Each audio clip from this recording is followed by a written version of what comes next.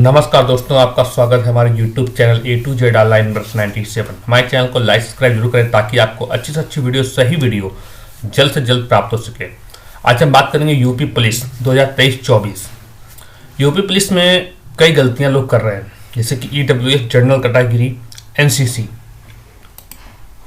UP police constable भर्ती 2023 हो रही सबसे बड़ी गलतियां जनरल EW NCC के ही फॉर्म में ज़्यादातर लोग गलतियां कर रहे हैं की सबसे बड़ी जानकारी मिलेगी हमारी वीडियो में। कैसे आपको जनरल EWS में ऑप्शन को सिलेक्ट करना है। लोग निवास नहीं लगा रहे, निवास नहीं लगाएंगे तो आप कैसे जाहिर करेंगे आप यूपी स्टेट के रहने वाले हैं, वरना आप जनरल कैटेगरी में आ जाएंगे, अदर स्टेट की काउंटिंग में चलेंगे। फिर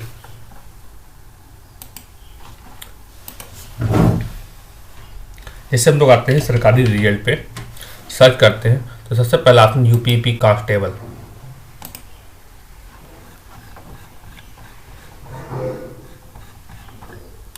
अप्लाई ऑनलाइन पे क्लिक करेंगे, देखिए ऑप्शन आता है अप्लाई ऑनलाइन OTP एक्टिवेशन। जिसका OTP अगर नहीं आता है तो आप गेट OTP से OTP प्राप्त कर सकते हैं। अब अप्लाई ऑनलाइन पे हमें क्लिक करना है तो सबसे पहले आप तो ये डिटेल भर ही लेते हैं। यहाँ पे जो 14 नंबर ऑप्शन है बोला गया है कि आप उत्तर प्रदेश के मूल निवासी हैं, तो आपको यहाँ पे यस करना है। फिर यहाँ पे लोग गलतियाँ करते हैं इसी ऑप्शन में लोग गलतियां करते हैं, जिससे उनका फॉर्म रिजेक्ट हो सकता है। क्या आप SC ST OBC EWS DFF EM ESM HG श्रेणी के अंतर्गत आरक्षण और आयु में छूट का लाभ प्राप्त करना चाहते हैं, तो आपको यहाँ पे लोग क्या करते हैं, नो करते हैं, जिससे कि यहाँ पे निवास का ऑप्शन नहीं आता है। तो भाई आपने ऊपर लिखा है कि आप उत्तर प्रदेश के मूल निवासी हैं, तो निवासी हैं तो आपको यहाँ पे यस करना है। और आपको मूल निवास का निगत करने का राज्य, प्राधिकारी का नाम, सब डिविजनल मजिस्ट्रेट मतलब कि SDM करता है, तो आपको यहाँ पे कब इशू हुआ वो डालना है और सर्टिफिकेट नंबर डालना है। अब जैसे कि लोग कहते हैं कि भैया निवास नहीं लगाएंगे और ऐसे सबमिट कर दी तो फॉर्म रिजेक्ट होगा। गृह जनपद आपको डालना है, जो आपका जनपद है। कैटेगरी, अब देखिए यहाँ पे सारे कैटेगरी आ रहे हैं। अगर आप EWS सेलेक्ट करेंगे तो आपको EWS की जानकारी देनी पड़ेगी। EWS नहीं है, आप जनरल रखेंगे तो आपको कोई जानकारी नहीं देनी पड़ेगी। आपका जनरल कैटेगरी में आप आ गए और आपको यहाँ पर अपना निवास ही देना है। फिर उसके बाद आते हैं कि आप स्वतंत्रता संग्राम सेनानी के आश्रित है, यस है तो नो करें, अगर यस है तो आप उसको प्रमाण देना पड़ेगा, साक्ष्य कि आप उत्तर प्रदेश राज्य सरकार के कर्मचारी या उसके पास आवश्यक प्रमाण पत्र है, यस या नो, नो करिए। क्या आपने होमगार्ड में न्यूनतम 3 वर्ष की सेवा की, अगर आप होमगार्ड हैं और 3 साल पूरे कर लिए हैं तो आपको यहाँ पे यस करना है, अन्यथा नो करना है। यस करेंगे तो उसका आपको साक्ष्य देना पड़ेगा।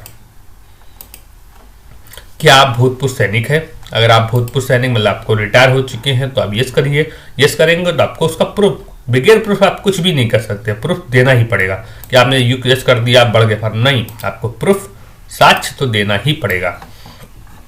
उसके बाद से आप डिटेल भर लेते हैं। यहाँ पे 3 ऑप्शन और आते हैं, जिसमें मेन ऑप्शन है NCC का। तो हम आपको तीनों ऑप्शन बता देते हैं कि आपने DOEACC नीलेट से कंप्यूटर में O लेवल प्रमाण पत्र प्राप्त किया है। Have you obtained A O level certificate in computer from DOEACC नीलेट society, yes या नो। आपने अगर प्राप्त किया तो यस करिए अन्यथा नो करिए।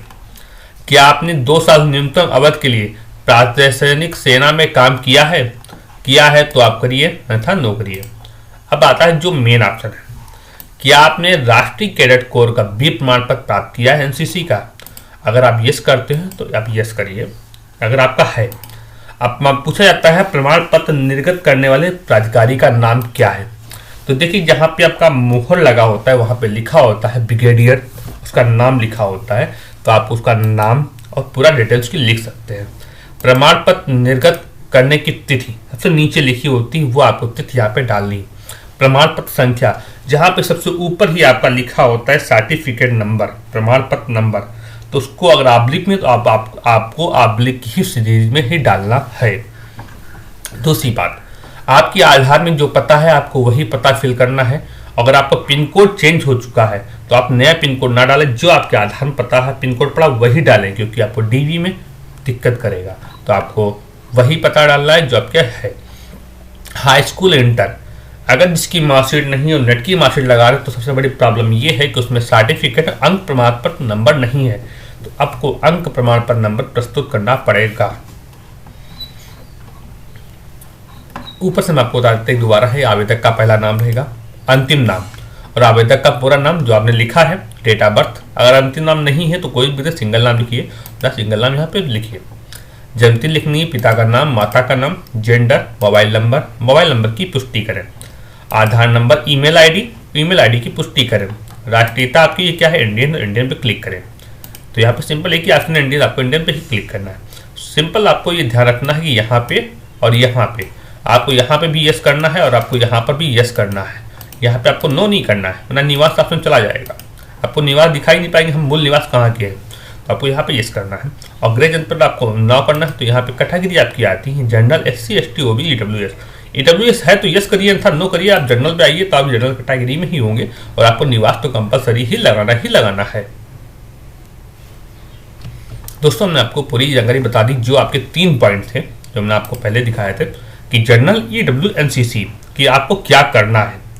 अगर EWS है तो क्या करना है, जनरल है तो आपको जनरल पे क्लिक करना, मगर आपको निवास लगाना है, निवास छोड़ना नहीं। नो कर देंगे फॉर्म में सबमिट हो जाएगा, निवास नहीं लगेगा फिलहाल के लिए। मगर आपको उत्तर प्रदेश निवासी है तो आप निवास लगाइए, निवास सबके पास होता है, नहीं तो बनवा लीजिए, अभी कोई जल्दी नहीं है।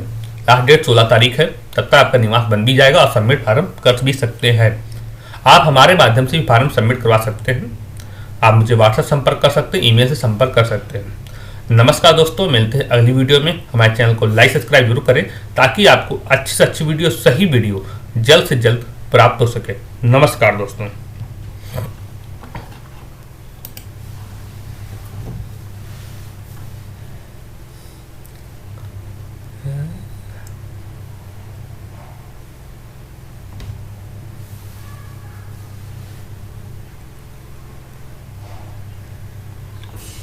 एक बात और छूट गई कि आपको बताना था कि इसमें आपको ये देखना है कि आपका EWS कब का बना हुआ है। आपको EWS पुराना नहीं लगाना है, आपका जो करंट का EWS है, आपको जो पहले आपके EWS रखे हैं वो आपको यूज नहीं करने, करंट के EWS यूज करने हैं जो आपका अभी बनवाया हो, जो आपका 6 महीने के अंदर के वैलिड हो, आप वही लगाना है। आपको पुराना नहीं लगाना है कि आपको 1.5 साल पहले रखा था, 2 साल पहले रखा था, नहीं तो आपको बनवा लीजिए तत्काल से तत्काल, तभी आप लगाइए। कोई लोग ये है कि आपका बहुत पुराना लगा रहे हैं जिससे कि आपको उसकी छूट नहीं मिलेगी। इसमें लिखा होता है कि ये इतने महीने के लिए, इतने साल के लिए मान्य है।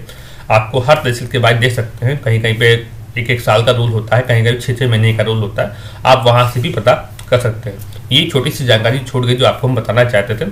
नमस्कार दोस्तों, मिलते हैं अगली वीडियो में। हमारे चैनल को लाइक सब्सक्राइब जरूर करें ताकि आपको अच्छी से अच्छी वीडियो, सही वीडियो जल्द से जल्द प्राप्त हो सके। नमस्कार दोस्तों।